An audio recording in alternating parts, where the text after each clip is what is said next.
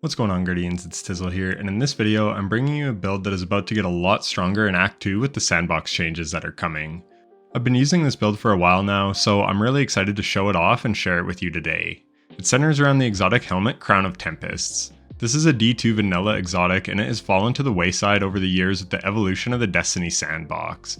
It has the exotic perk Conduction Tines. Arc ability or Jolt Final Blows increase the recharge rate of your arc abilities and extend the duration of Stormtrance.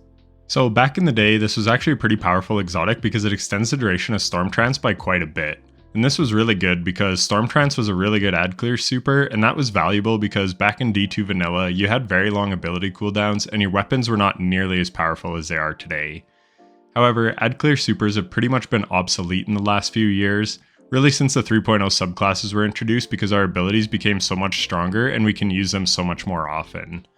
But then Final Shape took that to the next level with the introduction of Prismatic. Now we can just absolutely spam our abilities, and it's often stronger to just use abilities than to use a roaming super. But that is about to change. In Act 2, Bungie is changing roaming supers so that you get them much more frequently while in active combat. They say it will be roughly 3 times more frequent than it is right now, which is pretty crazy to be honest. And this Crown of Tempest build will benefit tremendously from that. And then they're also upping the damage that roaming supers do to champions by 30 to 55%.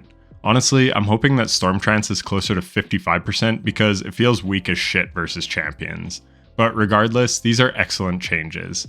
So now I want to do a deeper look at Crown of Tempests as an exotic. The Destiny Data Compendium gives us some good info. So Arc ability or Jolt kills will give Conduction Tines. This only lasts for 7 seconds, but it's quite strong. With 1 stack, you get 168% quicker cooldowns for your grenade, melee, and super. 2 stacks gives you 335%. And 3 stacks gives you a whopping 503% more. These are some insanely quick cooldowns, and you can see how effective it is in some of the background gameplay. My grenade recharges sometimes in about 6 seconds, which is pretty crazy. And in one clip, I get my super in about 50 seconds from nothing to full super. So if Bungie's patch notes are right, and you can get it roughly 3 times faster, you could potentially get a super in about 15 to 20 seconds if there's enough ads. But then Conduction Tines also reduces the passive super drain. So with 1 stack, it's 22%, 2 stacks is 44%, and 3 stacks is 65%. So this works on most roaming supers. However, it does not work on Chaos Reach on Arc. And then on Prismatic, Strand and Void are one-off supers, and then you have Stormtrance, Winter's Wrath, and Song of Flame.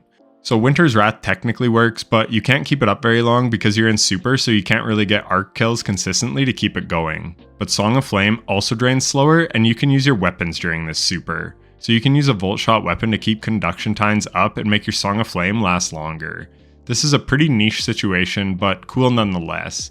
Song of Flame is an exceptionally strong super, and it's really great to use with this build. But it isn't receiving the roaming super changes that the other ones are getting, and for good reason. In my opinion, it's the best super in the game, so it doesn't really need any help. But by all means, you can run it with this build, and it still works awesome. Or you can run Stormtrance.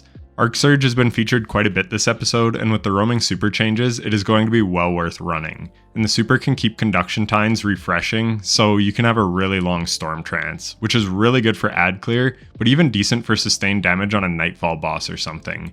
It's actually a pretty good and fun super. So that is what the exotic does. What about the rest of our abilities? Well, you do need 1 arc ability equipped to get the benefits of Crown of Tempest, so you want to be running Storm Grenades. This is a Prismatic focus build, but Crown of Tempest could also be nice on Arc as well. But yeah, since we are on Prismatic, we'll be running Storm Grenades as it's our only Arc grenade option. And then Arcane Needle melees.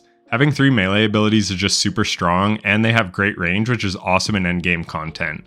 And I like a Healing Rift, but Phoenix Dive has a quicker cooldown and is nice depending on what you're running. We then have Feed the Void so that we get Devour when we get an ability kill. I don't have to tell you how strong Devour is, but it's extra strong with this build as it gives you grenade energy, as does Conduction Tines. Hence why you're able to get your grenade back in like 5 seconds sometimes. And it will also proc from Stormtrance kills, so you're basically unkillable in your super because as you get kills, you get all your health back from Devour. For the next aspect, you can go a couple different ways. You can use the Lightning Surge melee for the Electric Slide, which gives more ways to proc Conduction Tines, and this is good in low-end content as your slide can kill enemies to proc Devour and get Conduction Tines going. So in at-level content, this could be really strong and really fun. But in high-end content, I go with Hellion. I love Hellion. If you cast your class ability, you get a solar turret for 20 seconds, and this causes Scorch and can ignite enemies. And if the Hellion gets a kill for us, it will proc Devour. I just love this aspect, and it's excellent with this build. So that's it for the aspects. How about the fragments? The most important one is Facet of Dominance. It gives -10 discipline, but it's well worth it. Your Void Grenades weaken targets, and your Arc Grenades jolt targets. The Jolt is perfect for this build, as Jolt kills will proc Conduction Tines, which is what we want. On top of this, your Transcendence Grenades are void, so they will also weaken targets. And you get a ton of Transcendence with this build. It's crazy how often it's up. Next is Facet of Sacrifice. This gives +10 to Discipline and states while you have an Arc, Solar, or Void buff, ability Final Blows grant bonus Darkness Transcendence. And with this build, you basically always have Devour and Amplified, so anytime you get ability kills, you will get a chunk of Darkness energy. Speaking of always having an elemental buff, Facet of Hope gives us more class ability when we have one of these buffs. Again, we basically always have this, so it's almost always active, and it gives us 60% additional base class ability regen rate. This is really nice as it allows us to pop a Phoenix Dive or Rift more often so that we can get a Hellion up more consistently. Next we have Facet of Balance. Rapidly defeating targets with light damage grants melee energy, rapidly defeating targets with darkness damage grants grenade energy. This can be done with weapons or abilities and just helps feed our other abilities so we can spam them even more. And finally we have Facet of Dawn. This gives -10 to strength but gives us radiant when we deal damage with a powered melee. This is a must as we're always using our melee. If you use the electric slide, spamming melees will give you conduction time, so then you get your melee back super frequently. And if you have Hellion, then just use your arcane needles which unravels targets. Unravel is great as it's free damage and helps with ad clear, and it gives us free darkness transcendence energy. And you will be getting radiant every time you use one of these melees, which is an extra 25% weapon damage, which is obviously very powerful. Not to mention, while radiant, you have anti-barrier rounds on your weapons, so yeah, this one is great. For stats, you want 100 Rezel for the damage resist, 100 discipline so you can keep spamming jolting grenades as much as possible, and then as close to 100 recovery as you can get so that you can be spamming your class ability for more Hellions. Onto mods. On the helmet, I like Ashes to Assets for even more super energy on grenade kills, Heavy Ammo Finder for more heavy ammo, and a Siphon mod that matches the weapon we are using the most for ad clear. This will generate Orbs of Power for even more super energy. On the arms, I run Bolstering Detonation for class ability energy when we deal damage with a grenade. We do this a lot thanks to how many grenades we get. And then Momentum Transfer would give us melee energy when we deal damage with a grenade, which would be awesome, but I don't actually run it because instead I run Firepower, which gives us an Orb of Power when we get a grenade kill. And then for the third slot, I actually run Fastball. Much like Fusion Grenades, I just like Fastball when I'm using Storm Grenades. Hopefully in the future, Bungie just makes this a selectable menu option, just like full auto trigger. But for now, that's what I run.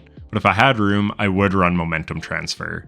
On the chest, I just run resist mods that suit the activity. On the legs, I go with Absolution for a chunk of ability energy to all my abilities, and then you could do Innervation, Insulation, or Invigoration for even more ability energy. Or a Scavenger mod for your heavy weapon. It's up to you. On the class item, I run Outreach and Bomber for a chunk of melee and grenade energy when I use my class ability, and then you could use Reaper or Distribution. And now we go to weapons. So last season, I loved running this with Darcy because we had Anti-Barrier Sniper as well as Sniper's Meditation, and Darcy applies Jolt on hit, which is absolutely perfect for this build. You can still use it if you like, but it isn't quite as strong this season. And then I would run Indebted Kindness with Volt Shot for even more Jolt. And then in the top slot, Aisha's Care for a Strand Weapon for easy Darkness Transcendence energy. And the one I have has Slice, which is great because we're always popping Rifts for Hellions.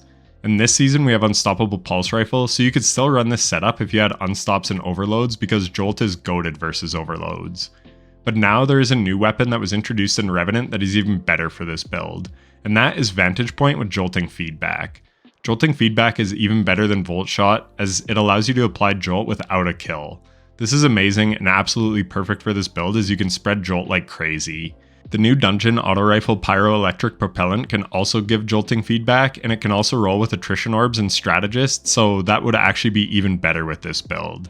And we are getting an Arc SMG soon that can also roll attrition orbs and jolting feedback, so these would be good choices too. Then I like Lost Signal in the kinetic slot. This is a stasis area denial GL, and these things give darkness transcendence like crazy. In this season, they can weaken targets thanks to concussive reload, and we have overload breach GL as well to disrupt enemies and deal with overload champions. So yeah, this build lacks a good anti-barrier weapon, but thanks to Facet of Dawn, you can just get Radiant from your melee to deal with barrier champs. And in a bit lower end content, you could just slap on anti-barrier shotgun and Legend of Acreus. In the heavy slot, I still love Darcy though, but you can use literally anything you want. And lastly, I just want to show off my Tron inspired drip for this build. I think the style of the build is super unique and it's one of my favorites. And that's pretty much it.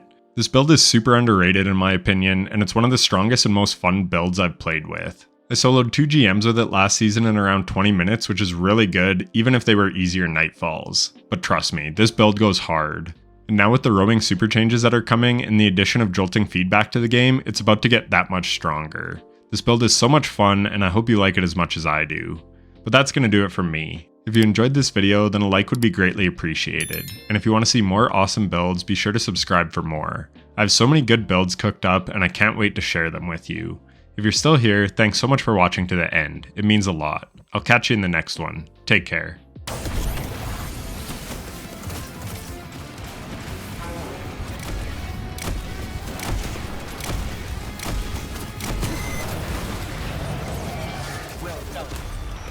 Prime tested quick.